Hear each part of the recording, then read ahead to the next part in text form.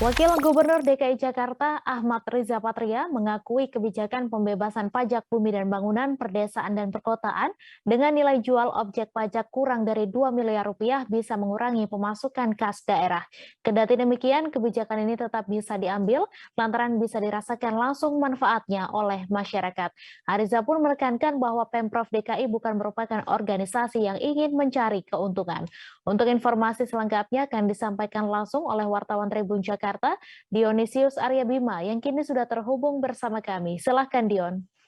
Ya, Tribuners, jadi memang Gubernur DKI Jakarta Anies Baswedan menggratiskan pajak bumi dan bangunan perkotaan perdesaan atau PBB P2 untuk rumah dengan NJOP di bawah 2 miliar.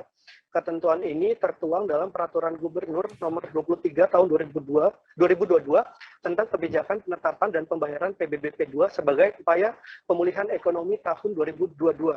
Terkait hal ini, Wakil Gubernur DKI Ahmad Riza Patria mengatakan kebijakan ini diambil demi pemulihan ekonomi yang sempat babak belur selama masa pandemi COVID-19. Meski diakui mempengaruhi pendapatan daerah, Riza menyebut Pemprov DKI tak ingin memberatkan masyarakat. Ia pun menegaskan Pemprov DKI bukan organisasi yang berorientasi pada keuntungan. Kebijakan yang diambil Anies ini sendiri menuai polemik dan mendapat tanggapan beragam dari banyak kalangan. Seperti yang disampaikan oleh fraksi PSI DPRD DKI Jakarta yang juga mengkritik kebijakan Anies ini. Ketua fraksi PSI Anggara Wicitra Sastroamijoyo mengatakan kebijakan ini dibuat lantaran Anies gagal mewujudkan janji kampanyenya untuk menyediakan hunian layak bagi warga Jakarta. Di awal masa kepemimpinannya, Anies mencanangkan pembangunan 250.000 unit hunian rumah DP 0 rupiah. Namun, hingga akhir masa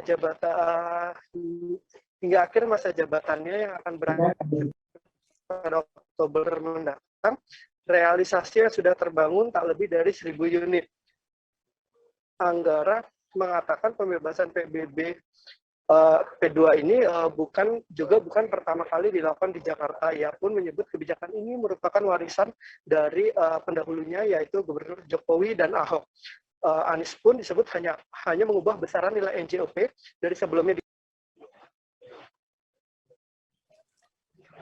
Baik, terima kasih Dion atas laporan Anda, dan Tribuners, wartawan kami juga telah menghimpun wawancara dengan Wakil Gubernur DKI Jakarta. Berikut tayangannya untuk Anda. Di DKI Jakarta ini seperti apa, Bu? Perawatan taman-taman di Jakarta yang seperti sudah disampaikan, itu kan kita lakukan revitalisasi ya, sesuai dengan kemampuan pembiayaan kita ya, sumber pembiayaan apa dari APBD ya, kerjasama dengan kolaborasi dengan pihak swasta. Prinsipnya kita melakukan pembangunan kota Jakarta agar lebih baik ya, lebih indah, lebih keren, lebih menarik ya, dan lingkungan perlu kita perhatikan termasuk taman ya. Sudah berapa banyak yang sudah direvitalisasi, Pak? Ya kan sudah pernah disampaikan, sudah lebih dari 100 taman yang direvitalisasi. Jangan lupa subscribe, share, komen, dan like ya.